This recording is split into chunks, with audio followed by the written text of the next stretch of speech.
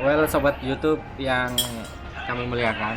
Nah, berjumpa lagi dengan Harum Sawu yang loyal pada satu madhab Semolowari, menyongsong hari kemerdekaan bangsa. Jangan sampai keliru negara ya. Oh iya, hari bangsa, kemerdekaan bangsa. Karena negara adanya baru tanggal berapa kemarin? 17 itu bangsa menyatakan kemerdekaan.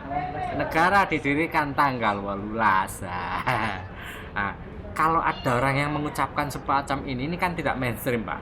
Bahwa NKRI itu adanya baru pada tanggal 18 Agustus. Ini kan tidak mainstream. Kira-kira tanggapan umum di luar sana ini mencemooh, sinis, apa justru memaki-maki orang yang berpendapat seperti ini. Kita mulai dari ini dulu. Siapa dulu? Siapa Nan? Ayo sud. Aku menang ke Hanan. Oh, katanya bangsa. Duh, emang itu Pak, dari kata-kata yang sering diucapkan itu kan selalu bangsa dulu. Contohnya bangsa dan negara. Nggak pernah ada yang mengungkapkan bahwa adanya negara dan bangsa. Kan gitu sih Pak. Jadi memang bangsa dan negara. Ketika ada bangsa lalu dijadikan membentuk suatu negara. Nah, gitu. Jadi memang kalau mengatakan kemerdekaan, sebenarnya kalau ngomongin merdeka itu apa tuh Pak? Merdeka itu kan orang yang terbebas dari segala bentuk penjajahan kan gitu. Ibaratnya dipersingkat seperti itu aja lah.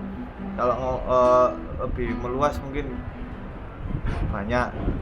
Tapi kalau konteksnya dalam kemerdekaan ini kan terlepas dari suatu penjajahan, akhirnya bisa berdaulat untuk mengurusi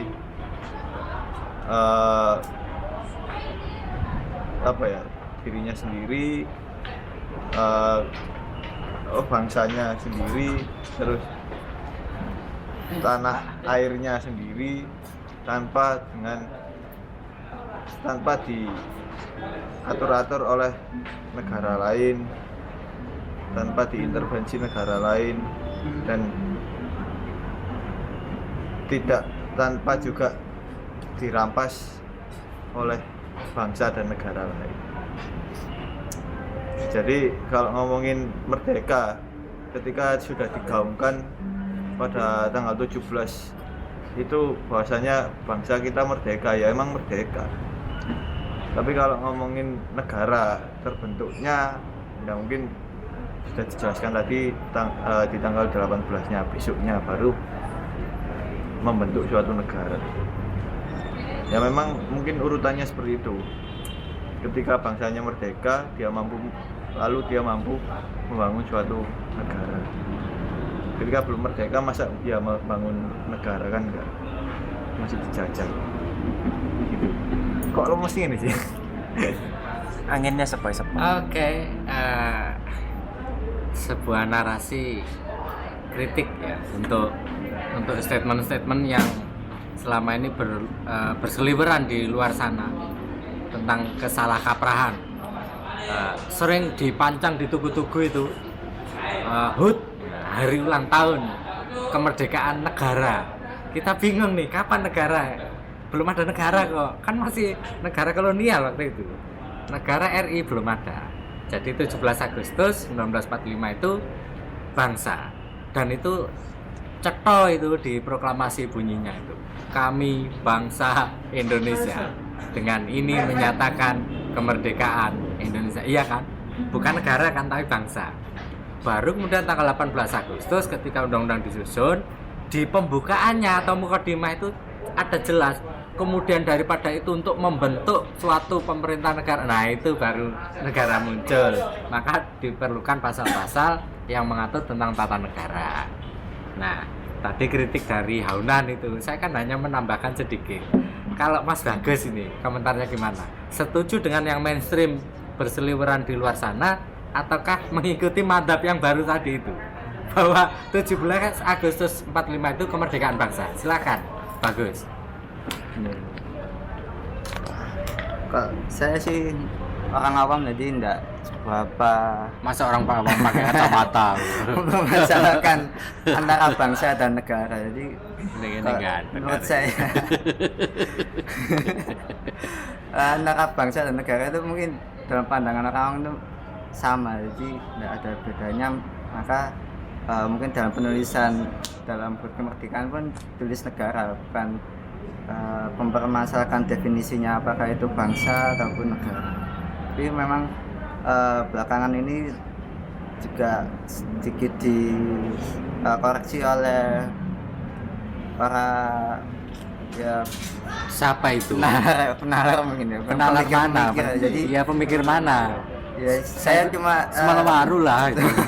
Pemikir lain belum ini, baru Semalawaru kok. ya saya lihat di podcast WA itu ada yang menyatakan ya itu ada yang mempermasalahkan kata bangsa dan negara itu. Jadi Paling kalau yang murid-murid menggunakan Semalawaru. kata negara dianggapnya apa ya, mungkin kurang tepat karena memang pada waktu itu yang masih dideklarasikan adalah kemerdekaan bangsa, bukan sebuah negara. Mungkin itu. Baik, berarti Bagus setuju dengan ini, dengan madhab Semalawaru dan para murid-muridnya yang main WA-an itu ya. Mempermasalahkan negara dan bangsa. Ya, dari statement semacam itu bisa dong logikanya kita ubah bahwa yang berjuang mati-matian berdarah-darah itu awalnya kan bangsa, berjuang untuk memerdekakan dirinya bangsa. Baru setelah merdeka ini bangsa yang berjuang tadi kemudian memberikan kemerdekaan ini kepada sebuah otoritas. Nah, menurut Pak Lukman gimana ini? Nah, sumbangsih negara terhadap kemerdekaan berarti nihil dong. Ya enggak juga. Penganut jalan tengah.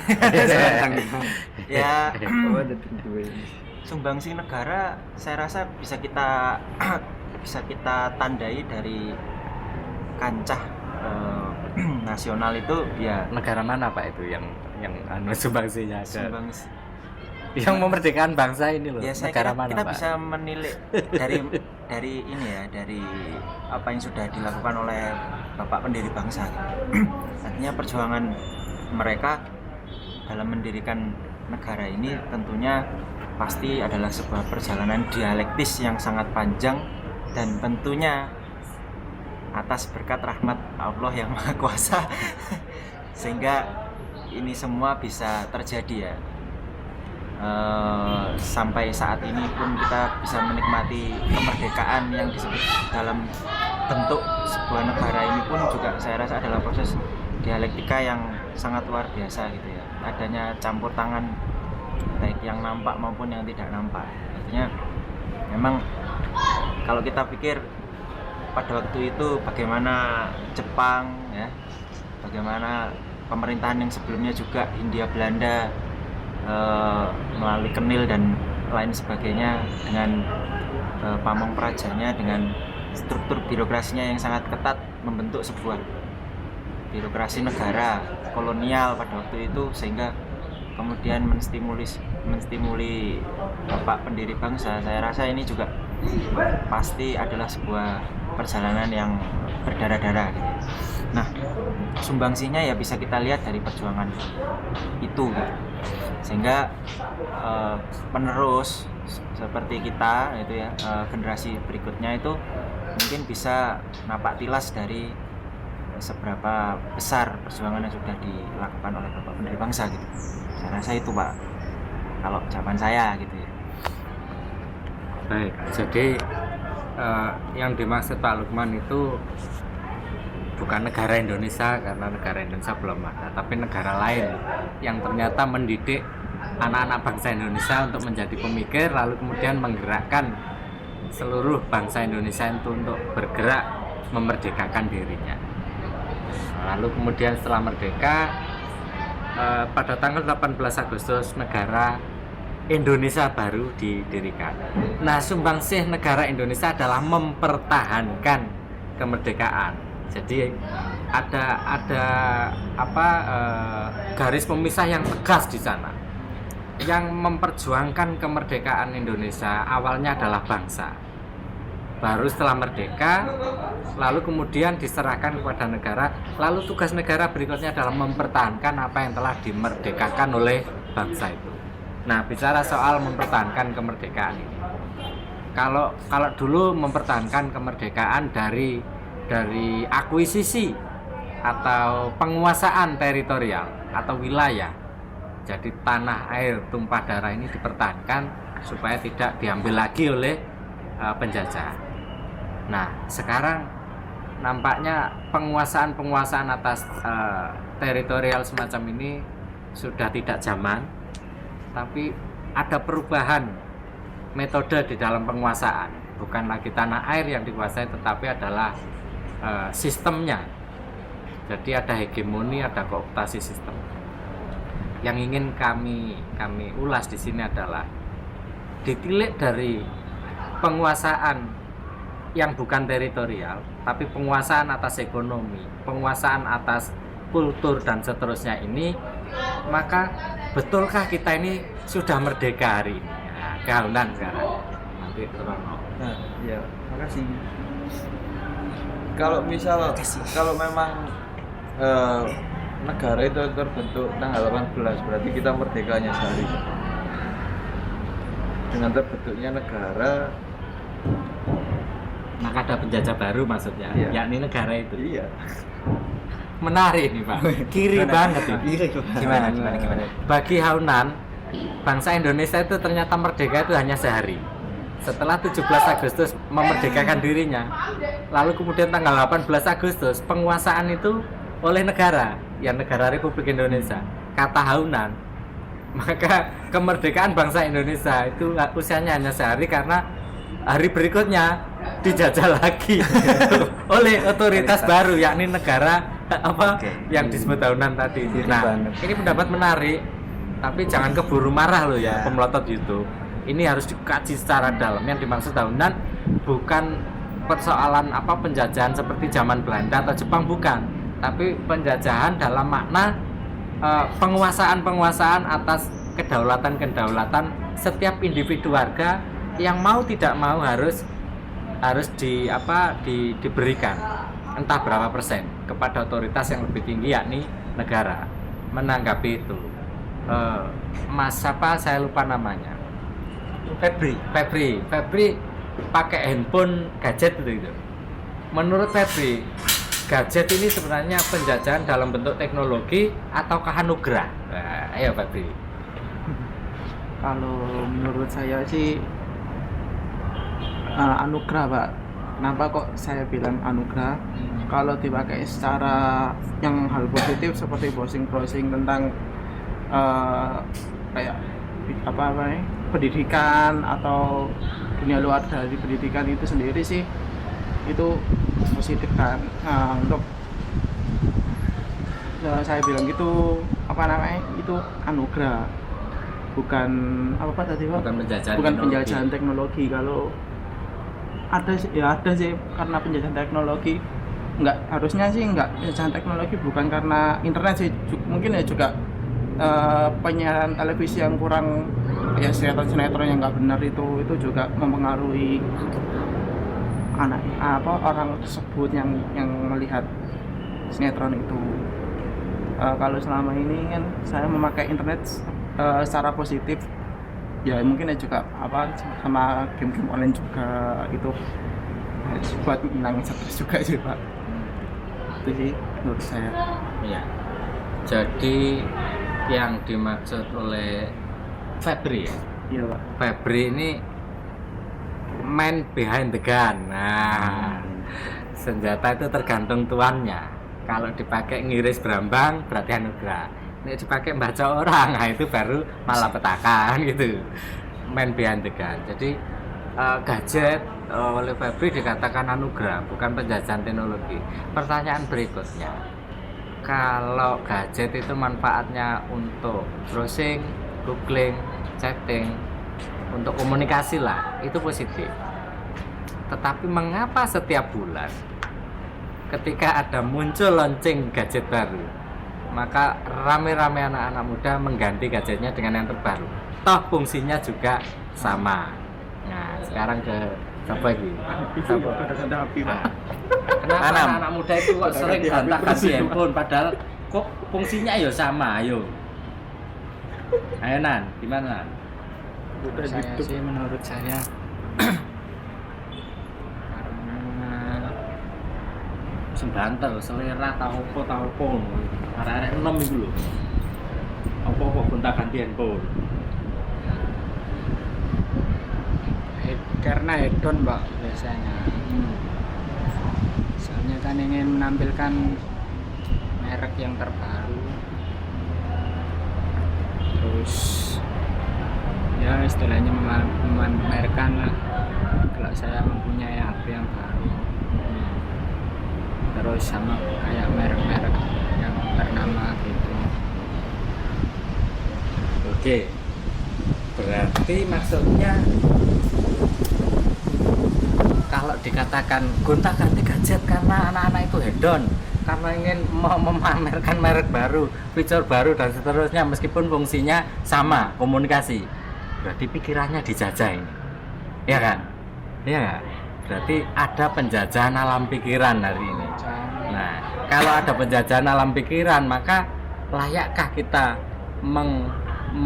memotong kue tat memperingati hari ulang tahun kemerdekaan? Kebagus. Ya saya aja sebagai rasa syukur kita tentang Atas 50% kemerdekaan ini. atas perjuangan para pahlawan, perjuangan para leluhur kita. Jadi kita sebagai untuk seremoni untuk mewujudkan semangat di masa itu untuk dalam tubuh kita, dalam jiwa kita untuk menghayati gimana perjuangan pahlawan bangsa kita dahulu sebelumnya juga sebelum adanya negara ini. Baik. Berarti untuk memperingati jerih payah para pahlawan leluhur kita yang telah mati-matian, berdarah-darah merebut kemerdekaan. Nah, setelah merdeka, pertanyaan berikutnya, yang paling banyak menikmati alam Indonesia ini siapa? Saya tanya ke Hauna. Yang paling menikmati kemerdekaan ini apakah anak cucu dari para leluhur yang berdarah-darah tadi, ataukah orang-orang yang gimana? Yang paling menikmati siapa?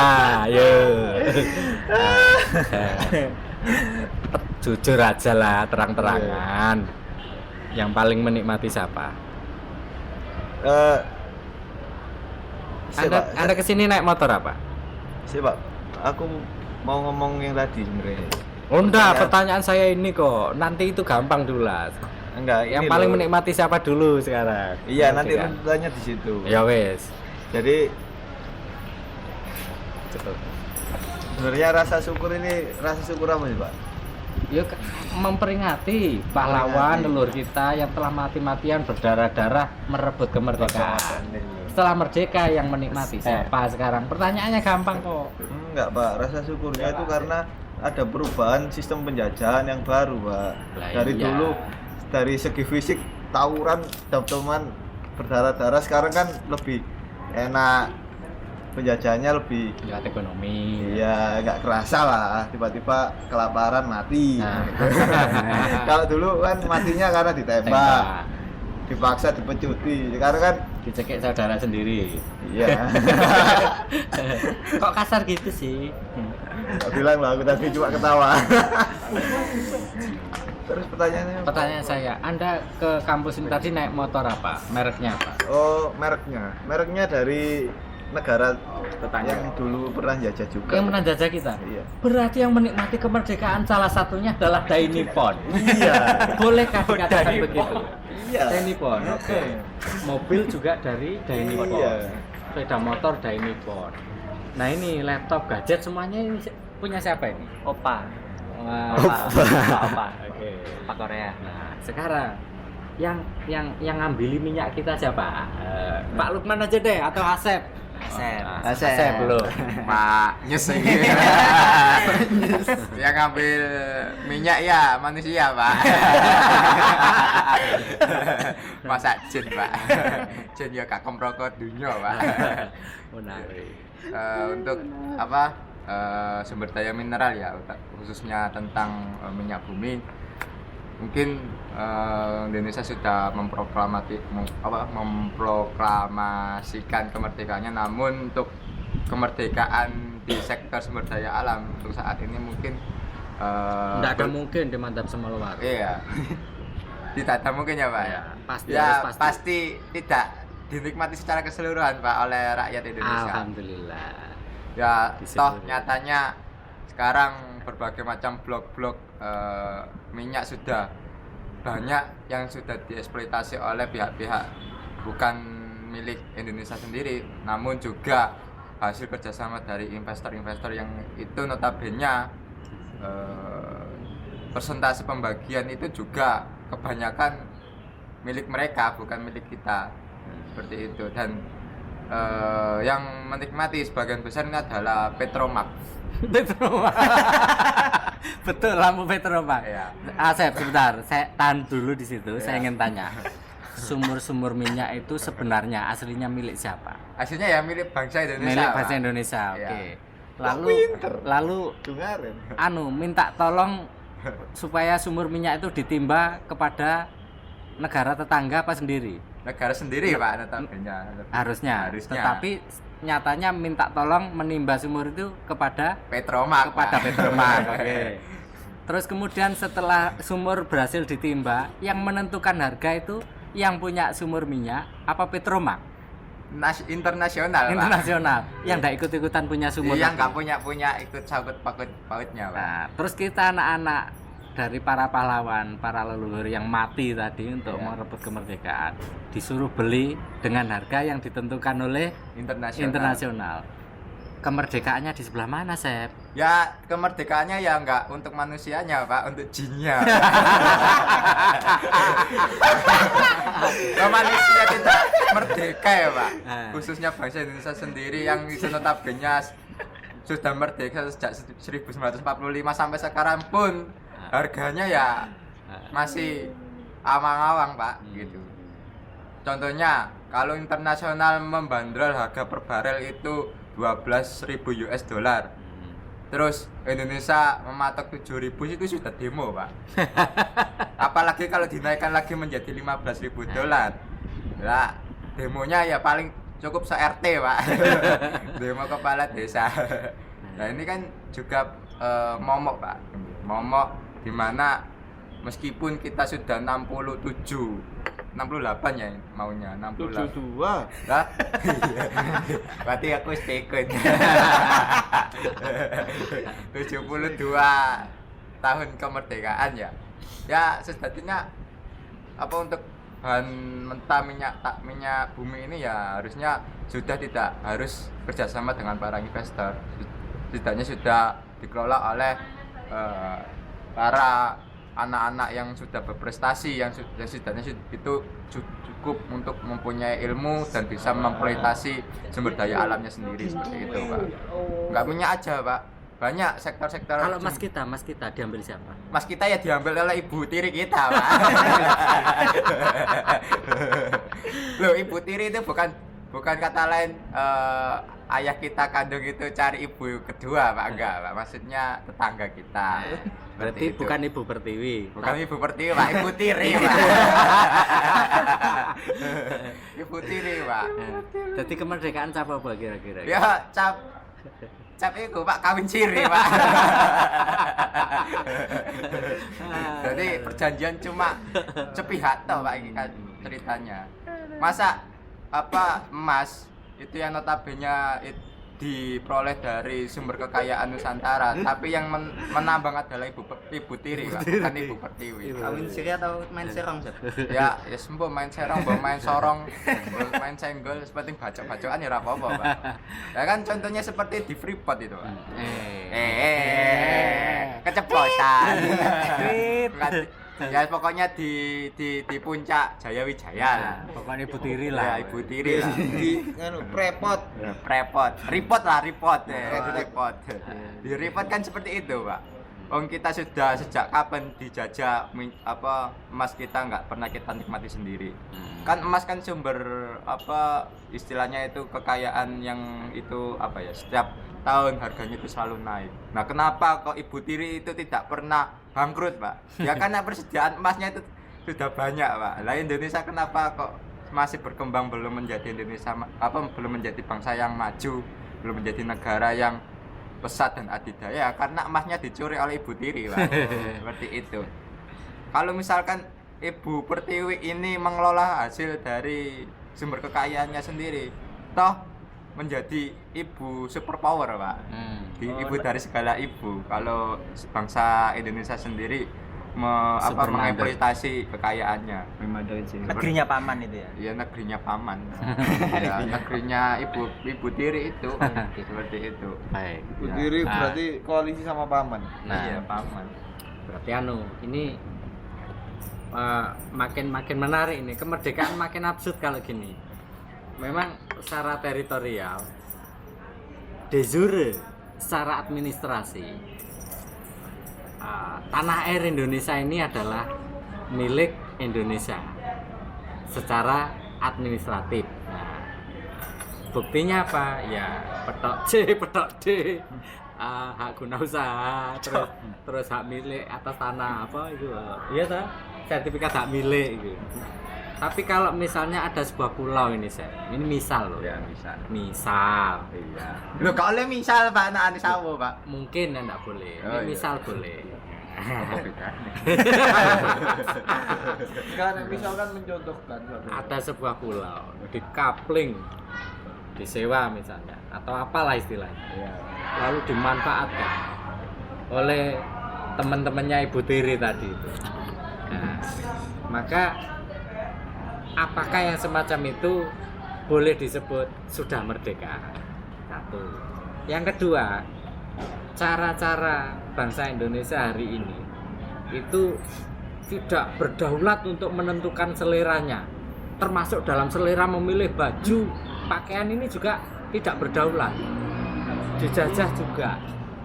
Kamu kalau bisa jangan pakai surjan, nggak usah pakai belangkon lagi, nggak usah pakai baju bodoh dan seterusnya, pakailah baju yang mirip dengan kami. Nah, berarti itu penjajahan apa yang semacam ini? Saya pengen ke ini dulu, ke Kahonan sebelum ke Pak Lukman. Sebenarnya saya tertarik dengan analoginya Pak. Nah, terus kan? Yang ibaratnya negara ini ibaratnya yang seorang monggo. Seorang Keluarga. Seorang pria yang menikahi seorang istri seharusnya adil. Untuk istri pertama. Harusnya dia memberikan Pada ibu pertiwi. pada ibu pertiwi, tapi dia kok poligami. Nah, kalau syaratnya poligami kan harusnya adil gitu. Nah ini enggak, mbok yo pembagiannya itu Yang rata. Ibu pertiwi ya paling enggak jangan kelaparan, paling enggak cukup lah, walaupun agak-agak besoknya ke ibu yang satunya lagi, ibu satunya lagi. Ibu tiri semua. Nah ini kok ibu pertiwinya kok kasihan ini, bojo mbok wek tapi gak di ayomi. Ya. Kalau saat ini penjajahan model apa gitu Pak ya? Iya. Ya model baru Pak. Tidak secara terang-terangan lagi. Ya kayaknya sih terang-terangan, tapi kenapa, entah kenapa kok kalau ketika kita merdeka kan pada waktu itu tahun 45 kita mengetahui bagaimana metode-metode untuk melawan dan menyingkirkan para penjajah. Mungkin saat ini ya kita masih dalam tahap bagaimana kita bisa menyingkirkan penjajahan model baru ini lagi. Jadi saat ini kita masih berpikir bagaimana sih caranya agar kita merdeka 100% kan gitu kan. Lihat model semua baru ini bentuk perjuangan melawan penjajahan baru. Katanya ada yang bilang siapa sih yang ngomong kita harus merdeka 100%. Tapi besoknya dia mati setelah bilang merdeka 100%. Enggak tahu dibunuh siapa. Tan Malaka ya. Enggak gitu. Nah, harusnya kan gitu. Jadi ya mungkin kita saat ini emang tahap untuk memikirkan bagaimana kita harus merdeka 100% gitu aja menurut saya sih. Ke Pak Lukman lanjutkan Pak.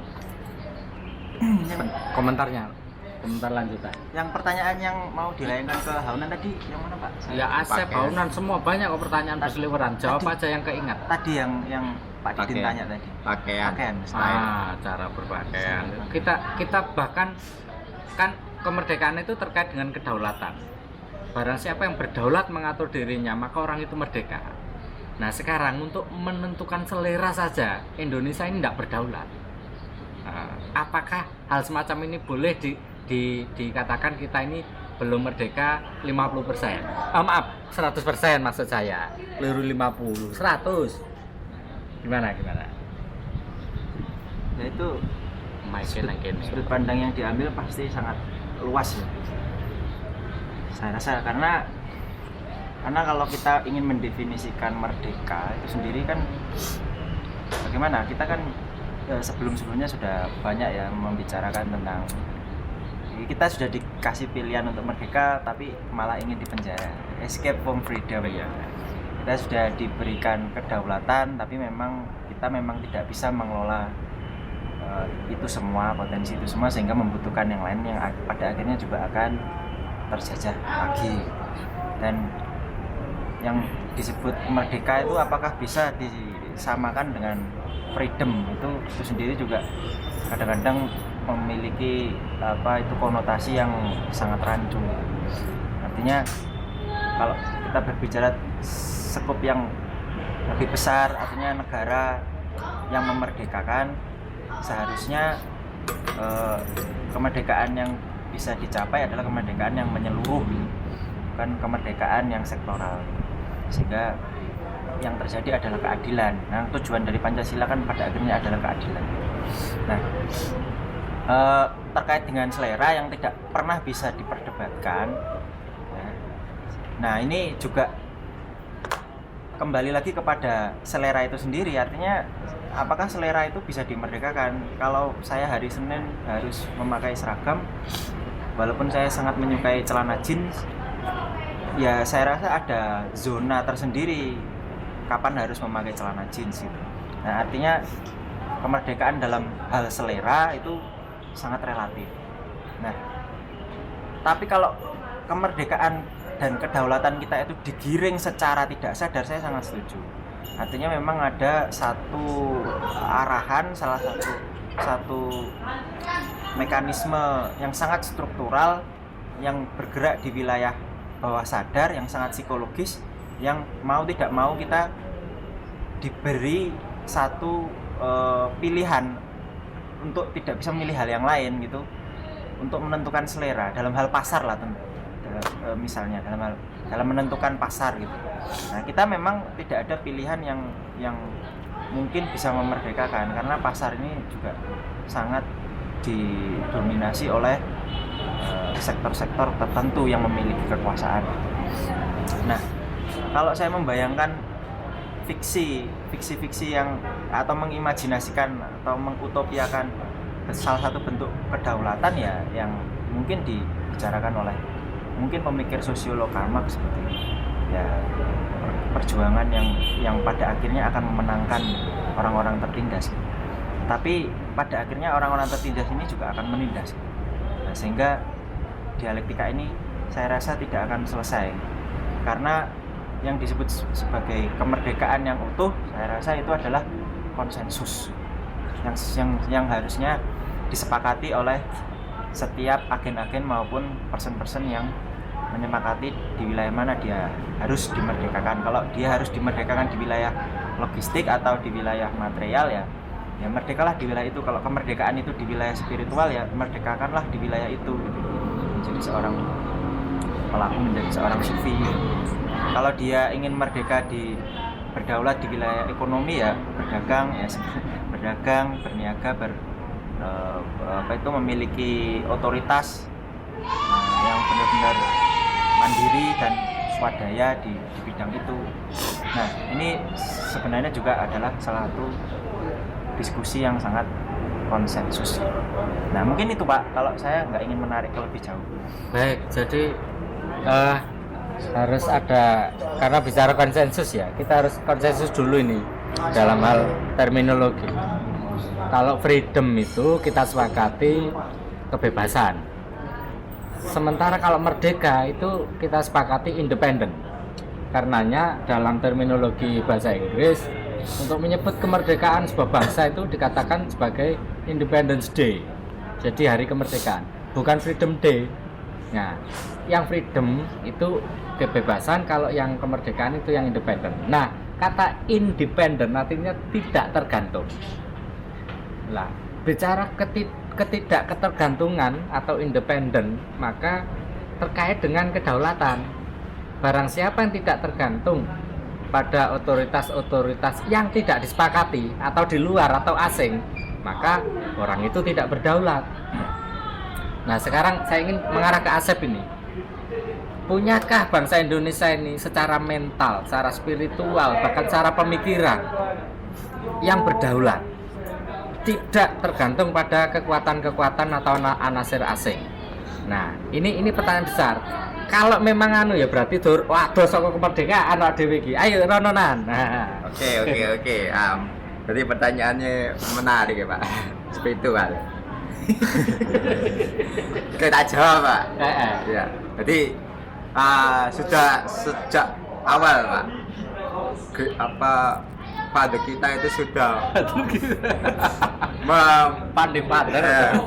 Seperti itulah, pandai-pandai itu sudah mengatakan dengan tegas bahwasanya kalau kita ingin berdaulat di negeri sendiri dan ingin merdeka atas kemerdekaan bangsa sendiri, ya kita harus mau nggak mau berdikari, Pak, berdiri di tanah sendiri, yaitu dengan tidak menikmati produk luar negeri, tidak ingin membuka pintu selebar-lebarnya untuk investor, dan tidak pernah menerima kebudayaan lain, dan harus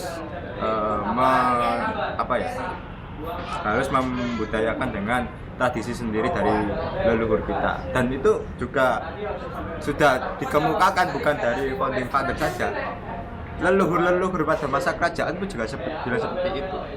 Kalau kita ingin sejahtera, ya kita tidak harus dengan kebebasan, karena kebebasan itu malah bertolak belakang dengan kemerdekaan. Gitu loh. Contohnya seperti ini. Saya sebagai presiden, contoh, misal saya sebagai presiden mengutus seluruh bangsa Indonesia jangan pakai budaya asing, jangan pakai jas pada saat upacara, jangan pakai dasi selain dasi kupu-kupu dan harus pakai batik pada saat acara-acara kedinasan. Nah, kalau saya dibilang seperti itu, apakah bangsa Indonesia di zaman sekarang itu bilang iya? Tidak akan mesti bilang iya. Banyak kontroversi yang akan ucapkan oleh bangsa Indonesia pada saat ini. Kenapa saya harus menuruti kata presiden? Apakah presiden ini ingin membatasi hak asasi kita? Katanya hak asasi Indonesia itu hak asasi yang mutlak, tidak bisa diatur oleh sebuah aturan seperti itu. Makanya sebuah kebebasan itu selalu bertolak belakang dengan kemerdekaan. Nah, kalau ingin Indonesia ini merdeka dengan segala penjuru aspek, dari aspek budaya, tradisi, dan segala macamnya, ya kita harus membatasi hak asasi itu sendiri. Tapi ya mau gimana lagi, hak asasi sudah dilahirkan sejak penjajahan seperti itu. Nah, mungkin apakah hak asasi ini dilahirkan oleh bangsa sendiri? Ya enggak. Ya mungkin ada intervensi-intervensi dari bangsa asing yang itu notabene itu merupakan komposisi-komposisi yang nantinya secara perlahan-lahan bisa menjadi peluru yang bisa meledakkan bangsa Indonesia itu sendiri. Nah, terkait seperti itu, kita tidak bisa menyalahkan bangsa kita dan tidak bisa menyalahkan pemerintahan kita, gitu. Ya, kalau kita sendiri, kenapa kita tidak mendengarkan kata leluhur dan kita tidak mendengarkan kata-kata dari founder kita, gitu ya. Kalau kita mau mengimplementasi apa yang menjadi perkataan founding father, ya kita secara mutlak di sini di tahun 2017 ini mungkin kita bisa memerdekakan di segala penjuru aspek, baik sumber dayanya, baik dari nilai-nilai kebudayaannya dan maupun dari segi-segi yang lain seperti itu. Kalau kita menerapkan berdikari seperti itu, dan kalau kita misalkan untuk merevolusi mental yang sudah diucapkan oleh presiden sekarang, ya mental di mana kita ingin memerdekakan tapi tetap orang menikmati tradisi-tradisi dari luar. Ya kita tidak bisa merubah mental, tapi merubah peraturan itu akan secara perlahan-lahan akan merubah moral dan kelakuan. Ya berani apa tidak seperti itu dari para petinggi-petinggi yang di atas menerapkan sebuah peraturan yang itu membatasi sebuah hak asasi untuk untuk aspek kemerdekaan secara mutlak, bukan kemerdekaan secara teritorial seperti itu. Ya itu buat tambahan dari saya. Baik, yang belum diulas ini kemerdekaan spiritual, mentalitas, lalu pemikiran ini masih belum digali lebih dalam.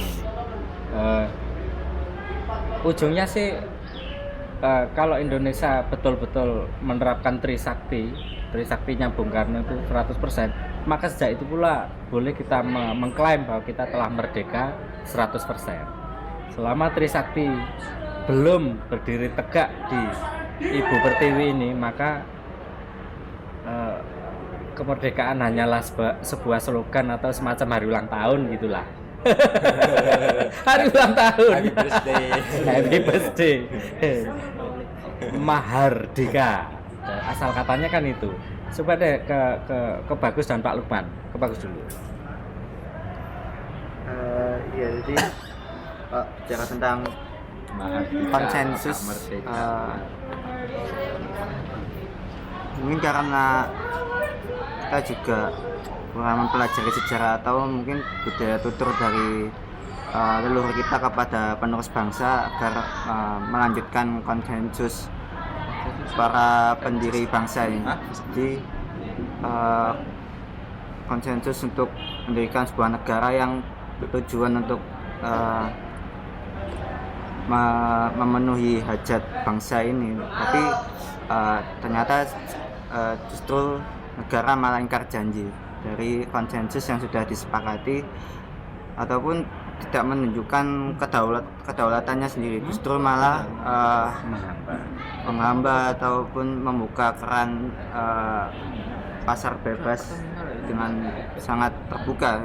Tapi sedangkan di dalam kita untuk kemandirian dan pemberdayaan masih kurang. Jadi pun kalau dilihat dari pemberdayaan sebenarnya kita sudah berdaya, tapi karena yang mengemban otoritas justru lebih memberikan kepada pasar bukan kepada bangsa sendiri, maka ya akhirnya seperti ini ya. Untuk bancaan kekayaan alam Indonesia. Ya Pak, tiga kenduri kekayaan nasional. Ayo Pak Lukman. Ya menarik sekali ya pendapat dari adik-adik teman kita yang sangat kritis dan sangat peka terhadap permasalahan yang sedang didera oleh bangsa Indonesia saat ini kalau kita melihat harga garam sekarang, fenomena tempe kemarin Lombok dan lain Rembako sebagainya. di Pulau Soro. Iya, saya rasa ini juga menjadi satu pemantik yang mungkin membuat kita semakin kritis, semakin ingin mencari solusi dari persoalan yang ada gitu. Nah, terkait dengan sejarah yang ingin kembali digali, kemudian dicarikan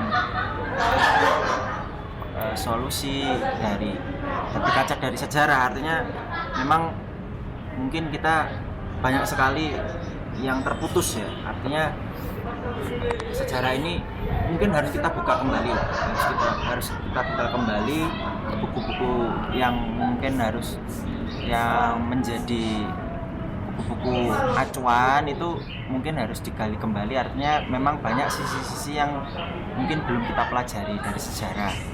Nah, misalnya dari mana lahirnya HAM di Indonesia gitu, terus sejak kapan perjuangan bangsa Indonesia itu pertama kali dilahirkan dan nama Nusantara itu dipilih. Saya rasa itu juga mungkin bisa menambah semangat ini generasi kita untuk menggali sejarah. Kalau kita belajar mungkin ya di nama kata Nusantara itu ternyata yang menemukan pertama adalah Ernest Dewesdeker atau Danudirja Setiabudi. Setiabudi Danudirja. Ya. Kok diulang-alik tuh, Pak? Kalau saya lihatnya Danudirja Setiabudi. Mungkin Kopi- ejaannya Max Havelaar. Ya, Max Havelaar. Nah, Kopi pahit. ini kan bermula dari tradisi sastra ya, tradisi sastra yang dibuat oleh kakaknya. Iya. Ya, oleh Dewesdeker yang pertama, kakaknya yang kemudian dikenal atau terkenal dengan sebutan Multatuli itu. Ya, novelnya Max Havelaar. Itu kan novel yang sangat kontroversial di Belanda gitu. Sempat dilarang oleh Ratu Elizabeth karena menceritakan deritanya masyarakat inlander pribumi ketika disuruh sistem tanan paksa, diromusakan ya. Nah, itu diceritakan melalui cerita sastra gitu. Nah, ini menjadi salah satu titik besar atau perubahan sosial yang kemudian dikaji menjadi salah satu fondasi sastra terbesar di Eropa. Nah, kita bisa melihat di situ kemudian semangat kemerdekaan itu kan diteruskan oleh adiknya Danudirja Setiabudi. Danudirja Setiabudi ya. Nah, kita lihat kan dia ini kan punya darah campuran yang banyak sekali. Ada Belanda, ya, terus ada Lamongan. Jerman, mungkin di Lamongan, ya. Jawa, punya darah Jawa juga, sehingga kita lihat kalau misalnya orang kulit putih itu tidak pro terhadap Indonesia, saya rasa tidak juga, karena kita lihat ada orang blasteran yang sangat peka, sangat mengilhami perjuangan rakyat Indonesia. Kita tahu dia terkenal dengan 3 serangkainya bersama Ki Hajar Dewantoro ya, dan Cipto itu, kemudian aktif di Budi Utomo. Nah, lalu dialah yang kemudian meletakkan nama Nusantara.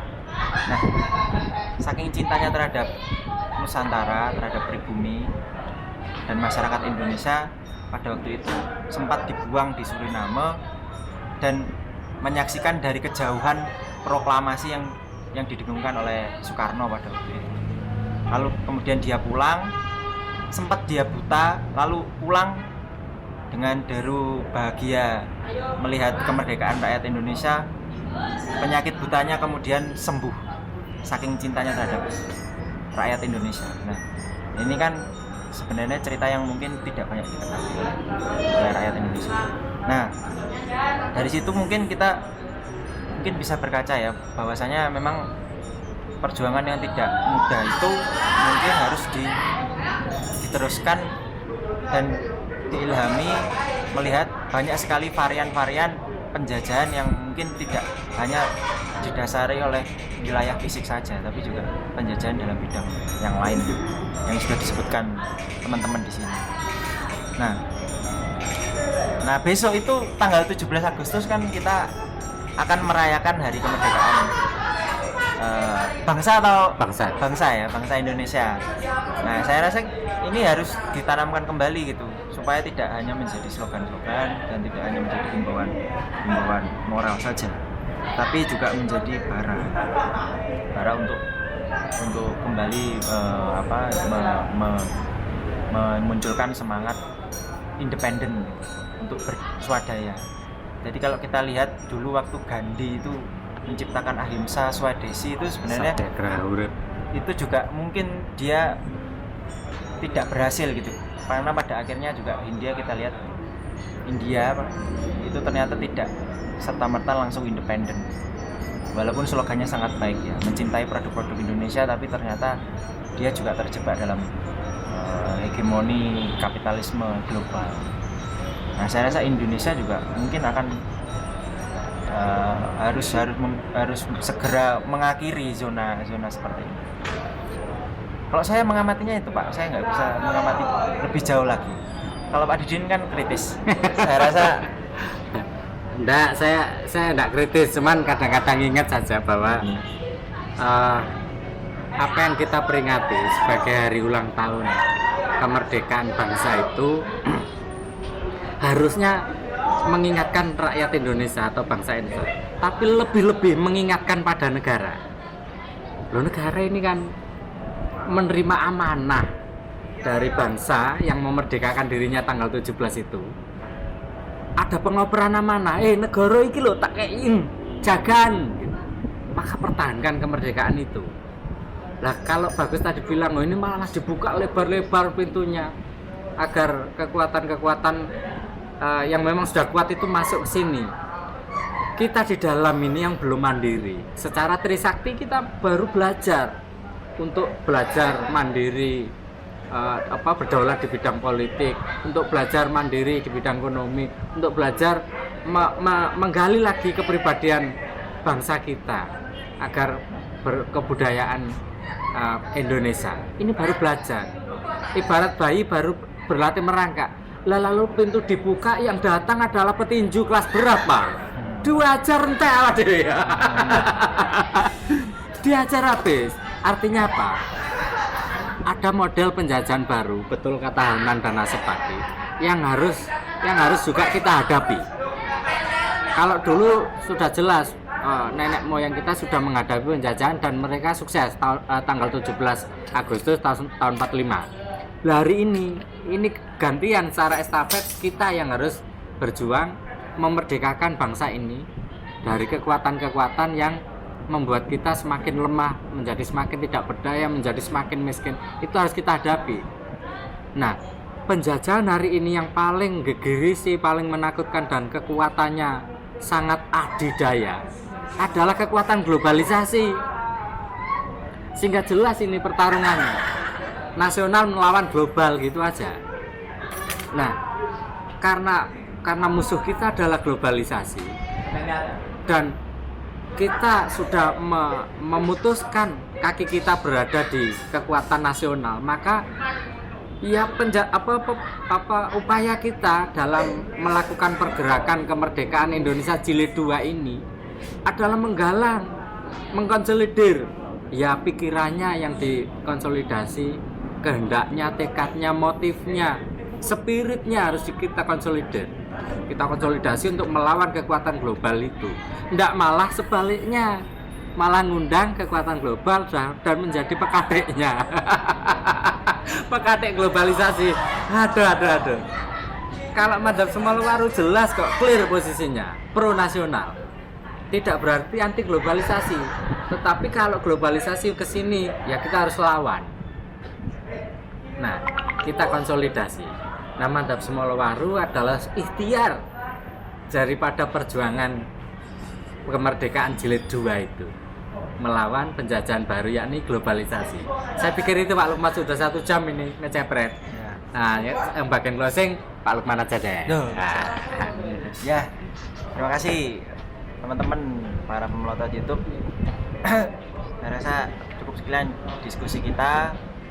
besok tanggal 17 Agustus kita datang untuk upacara dan menghormati sang saka merah putih ya. Pak sambil ketawa Pak. Iya, Pak tiup lilin. Nah, cukup sekian. Besok kita diskusi lagi ya. Oke, cukup sekian. Billahi taufiq wal hidayah. Assalamualaikum warahmatullahi wabarakatuh. Waalaikumsalam warahmatullahi wabarakatuh. Allahumma sholli ala Muhammad. Allahumma sholli alaihi. Ini merdeka betul ini bisa tidur ini.